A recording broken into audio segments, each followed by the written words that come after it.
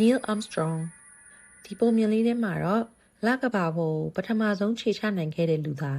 Neil Armstrong အကြောင်းကိုပြောပြသွားမှာပါ။ Neil ကလေယာဉ်မြန်တွေကိုငယ်ငယ်ကတည်းကအမြဲတမ်းသဘောကျခဲ့ပါတယ်။သူ့အသက်2နှစ်သားရွယ်မှာသူ့အဖေက Neil ကိုလေယာဉ်ပြိုင်ပွဲတစ်ခုစီကိုခေါ်သွားတဲ့အချိန်မှာလေယာဉ်မြန်ကိုပထမဦးဆုံးအနေနဲ့မြင်ဘူးတာပေါ့။အဲ့အချိန်ကစပြီး Neil ဟာလက်နှစ်ဖက်ကိုတောင်ပန်လိုဖြန့်ကားပြီးသူတို့တိုက်ခန်းမှာပတ်ပြေးနေတော့တာပဲ။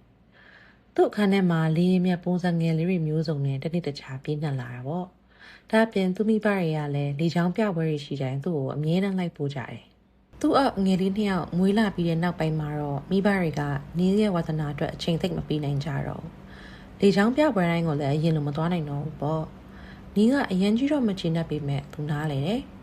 သူကညီလေးညီမလေးတွေနဲ့စောရတာလည်းကြိုက်တော့အားလုံးအတူတူလေရင်မြန်တွေနဲ့စောလို့ရဖို့အတွက်သူတို့တွေအမြန်ကြီးလာဖို့ကိုပဲမျှော်နေခဲ့တာပေါ့။Neilအသက်6နှစ်ရှိသွားတော့သူ့အဖေကအရန်အားသင့်စရာကောင်းတဲ့လက်ဆောင်တစ်ခုပေးခဲ့တယ်။အဲ့ဒါကတော့လေစိတ်ကိုခေါ်သွားတာပါပဲ။လေစိတ်နာရောက်တာနဲ့Neilကပြောလိုက်တယ်။ကြည့်ပါအောင်ဖေဖေဟိုမှာ Boeing 300ခွန်ဘီနားမှာ Ford လေယာဉ်မယ်။အနောက်မှာက Boeing နောက်တစ်စီးသူတို့ကိုဒီလိုမျိုးအနီးကပ်မြင်ရတာအရန်မိုက်တာပဲ။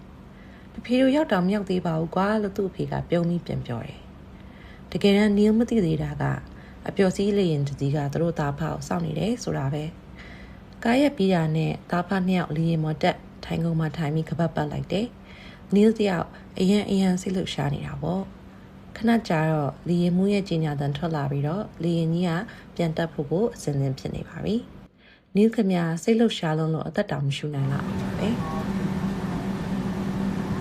လေထဲရောက်သွားတော့သူတက်နေတဲ့ကျောင်းနဲ့အိမ်ကိုပါလှမ်းမြင်လိုက်ရတယ်။သူကဝမ်းသာအားရနဲ့ဒါသားဘွားမှာအပျော်ဆုံးနေ့ပဲလို့ပြောလိုက်တယ်။အဲ့နောက်ပိုင်းNeilစိတ်ထဲမှာလေရင်ထက်စီးချင်တာလွယ်ပြီးတခြားမရှိတော့ဘူး။ဒါမဲ့လေရင်စီးရဆိုတာလည်းဈေးကြီးတဲ့ဝါသနာမှန်သူသိတယ်။အဲကြောင့်ပတ်စံစုမှဖြစ်မယ်ဆိုပြီးတော့မျက်လိုက်ရိတ်တော့တာပဲ။သူကစူးစားတယ်ခိုင်မာတဲ့စိတ်သက်ရှိတယ်။တကယ်လေအသက်16နှစ်မှာလေမောင်းလိုက်စင်ရခဲ့ပြီးနောက်တစ်နှစ်မှာပဲလေချောင်းအင်ဂျင်နီယာပညာရပ်ကိုစတင်လေ့လာခဲ့တယ်။Neilကသူ့အိမ်မက်တွေတိုင်းလေရင်မြန်နဲ့ပတ်သက်သမျှအကုန်စင်လေ့လာခဲ့တယ်။ရေတက်လေတရေဖြစ်ဖို့အတွက်လည်းအထူးသင်တန်းတွေတက်တယ်။အရေးကြီးတဲ့ပြန်တမ်းမှုတွေမှာပါဝင်ပြီးအနေများတဲ့အဝေးဝိုက်မောင်းနှီးတွေကိုလည်းသင်ယူခဲ့သေးတယ်။သူကသူ့အောင်မြင်မှုတွေနဲ့ပတ်သက်ပြီးတော့တွဲဝါမနေတတ်ပေမဲ့တခါတော့သူ့အမေကိုတိုးလေးကပ်ပြောမှုတယ်။မိမိသားတနေ့ကျရင်အာကာသထဲမှာပြန်တမ်းခြင်းနေဆိုပြီးတော့ပေါ့။ Neilကသူ့အိမ်မက်ပြေးသွားဖို့ကိုဆက်ပြီးကြိုးစားပြန်တယ်။တိတ်မကြခင်မှာပဲ NASA ရဲ့အာကာသစီမံကိန်းကိုရှောက်ထားပြီးရွေးခံလိုက်ရတယ်။သူကယုံကြည်စိတ်ချရတဲ့သူဖြစ်ကြောင်းကိုသက်သေပြဖို့တနေ့ပြီးတနေ့အားထုတ်ခဲ့တယ်။သူ့ကိုပေးအသက်မြပဲလုပ်ငန်းမဆိုသူကောင်းကောင်းကင်တွင်နိုင်တယ်ဆိုတာလည်းသက်သေပြလာနိုင်တယ်။တမနက်မှာတော့တာဝန်ရှိတဲ့သူတယောက်ကသူ့ကိုရုံးခန်းနဲ့ခေါ်ပြီးNeilရင်မင်းကအမြဲတမ်းစိတ်ဆက်ရှိပြီးအစင်သင့်ပြင်ထားတဲ့တဲ့။အဲဒါကြောင့်ပိုလို17အာကာသခီးစဉ်ရင်ကောင်းဆောင်ဖြစ်မင်းကိုခန့်အပ်ဖို့ငါတို့ဆုံးဖြတ်လိုက်ပြီးမင်းလကဘာကိုသွားရမယ်လို့ပြောတယ်။Neilရဲ့နှလုံးသားကပျော်ရွှင်မှုအပြည့်နဲ့လှုပ်ရှားနေတယ်။လှုပ်ရှားရည်အများကြီးရှိလာမယ်ဆိုတာသူသိပေမဲ့ဒီတာဝန်ကိုထမ်းဆောင်ခွင့်ရလို့သူအရန်ကိုစိတ်လှုပ်ရှားနေတယ်။သူလှုပ်ဖော်ကင်ဘတ်2ယောက်နဲ့အတူလပေါင်းများစွာလေ့ကျင့်ပြင်ဆင်ရေးလုပ်ရတာပေါ့။အာကာသရဲသွားဖို့ဆိုတာတကယ်တမ်းတော့အရန်ခက်ခဲတဲ့အလုပ်ကြီးတစ်ခုပဲ။နေ့တိုင်းနာရီပေါင်းများစွာcentrifuge gondola လို့ခေါ်တယ်။တမဏိဘောလုံးကြီးတွေဝင်ပြီးလေ့ကျင့်ရတယ်။အဲ့ဒီဘောလုံးကြီးကဟိုဘက်ကိုယိမ်းလိုက်ဒီဘက်ကိုယိမ်းလိုက်ချလဲလိုက်ဖြစ်နေတော့အရှိန်ပြင်းတဲ့ဥတီယာမျိုးစုံကိုသူတို့လှိမ့်ခံနေရတာပေါ့။ဒါတွေကဒုံးမြလွတ်တဲ့အချိန်မှာဖြစ်လာမဲ့အာကာသယာဉ်တွေကပြင်းထန်တဲ့လေဖိအားဒဏ်နဲ့ရင်ပြန်ကိုစီးနေတဲ့အချိန်တွေမှာခံစားရမယ့်အရာတွေကိုခန္ဓာကိုယ်ကခံနိုင်ရရှိအောင်လို့လေ့ကျင့်ပေးရတာပါ။ဒီလေ့ကျင့်ခန်းလုပ်ပြီးတိုင်းNeilခင်ဗျာအလုံးဝကိုအယုတ်ကြိုးပြတ်ဖြစ်သွားတာပဲအဲ့ဒါကမျက်နှုံးမြင့်ချားရဟက်ကြီးကိုအကြာကြီးတောက်လျှောက်စီးနေရတယ်မျိုးပေါ့အဲ့ဒါပြီးတော့သူတို့ကအလေးချိန်မဲ့တဲ့ဓာတ်အောင်ခံနိုင်ဖို့လေ့ကျင့်ကြရတယ်အာကာသထဲမှာမြေဆွဲအားမရှိဘူးဆိုတော့ပစ္စည်းတွေရောလူတွေရောဒီတိုင်းလေထဲမှာပဲလွတ်နေကြတာမြေဆွဲအားတုံညမှာဘယ်လိုရွေးရှာရမယ်ဆိုတာကိုသင်ယူရတာမလွယ်တဲ့ကိစ္စပဲ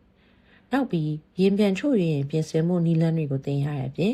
အထုပ်လေးတွေကစားကြလေးတွေကိုစားတတ်ဖို့လည်းလုပ်ရသေးတယ်။Neilကတော့အာကာသရဲသွားရမယ်ဆိုတဲ့စိတ်ကူးနေတယ်။အဲ့ဒါအားလုံးကိုအသားကျအောင်လုပ်နိုင်ခဲ့တယ်။နောက်ဆုံးတော့ အာကာသယာဉ်လွတ်တင်မဲ့ရက်ဖြစ်တဲ့1969ခုနှစ်ဇူလိုင်လ16ရက်နေ့ရောက်လာတယ်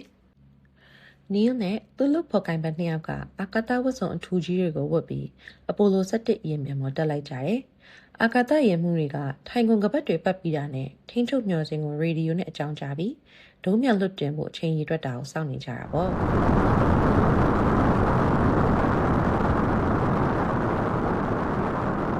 ဒုံးမြန်ကြီးကကမ္ဘာလေထုကိုအလျင်မြန်မဲ့ဖောက်ထွက်ပြန်တန်းသွားပြီးကမ္ဘာပတ်လမ်းကြောင်းနဲ့ရောက်သွားတယ်။နိုင်အနည်းငယ်ကြာတော့လကမ္ဘာပတ်လမ်းကြောင်းနဲ့ရောက်သွားကြပြီးအဲ့ကနေလကမ္ဘာကိုရက်နှစ်ချီပြီးလှည့်ရသေးတယ်။ခီးစဉ်ရ၄ရက်မြောက်နေ့မှာတော့သူမျှော်နေတဲ့အချိန်ကိုရောက်ရှိလို့လာပါပြီ။လုတ်ဖို့ကိုင်းဘက်လည်းဖြစ်သလိုတငယ်ချင်းတွေလည်းဖြစ်ကြတဲ့နီးလ်နဲ့ဘတ်စ်တို့2ယောက်သာလာဘော်စင်းနဲ့ရင်ငယ်လေးတဲ့ပြောင်းစီကြပြီးဒုံးမြန်ကြီးကနေခွဲထွက်လိုက်ကြတယ်။ပြီးတော့သူတို့လကမ္ဘာဖြည်းချင်းဆင်းသက်လိုက်ကြတယ်။ငါတို့လုံနိုင်ခဲ့ပြီတငယ်ချင်းငါတို့ဒီကိုရောက်နေပြီလို့ဘတ်စ်ကပြောလိုက်တယ်။ညီကလည်းငါတို့လုံနိုင်ခဲ့ပြီမင်းလကမ္ဘာကိုခြေချတဲ့ပထမဆုံးလူသားဖြစ်ဖို့သင်နေမယ်လားလို့နေလိုက်တယ်။ဘတ်စ်ကကြည်ပြီးတော့ခေါင်းခါတယ်။မင်းတဘဝလုံးကိုပြန်တမ်းဖို့ပဲပြစ်ဆက်ခဲ့တာ။မင်းကအလုပ်ထူစားပြီးဘယ်တော့မှလည်းဇောတကမတက်ဘူး။လာဘော်ခြေချတဲ့ပထမဆုံးလူဖြစ်တဲ့နာမင်းပဲ။မင်းအရင်စင်လိုက်ဆိုပြီးပြောတယ်။လာဘော်စင်းနေရင်တကာပွင့်မလာခင်မှာသူတို့နှစ်ဦးသားအတွက်အသေးပဲပြည့်တဲ့စကားနဲ့ပြောလိုက်ကြတယ်။ပြီးတော့ညီကအပေါက်ကနေထွက်လာပြီးလေကားတိုင်းဆင်းလာတယ်။လူတန်း600ကျော်ကလကဘာရဲ့မျက်နှာပြင်ပေါ်ကိုသူ့ရဲ့လာဘော်စီးတဲ့ဖက်နှက်တစုံနဲ့အသေးချခြေချလိုက်တာကို TV ဖန်သားပြင်ကနေကြည့်နေကြတယ်။ညီမျက်လုံးထဲမှာမျက်ရည်တွေဝဲနေတဲ့ဒီစကားကိုပြောလိုက်တယ်။ဒါကလူတစ်ယောက်အတွက်ခြေလှမ်းလေးတစ်ခုဖြစ်ပေမဲ့လူသားတို့ဒီတစ်ခုလုံးအတွက်တော့မဟာခုံပြန်ကျော်လှမ်းမှုကြီးတစ်ခုပါပဲတဲ့။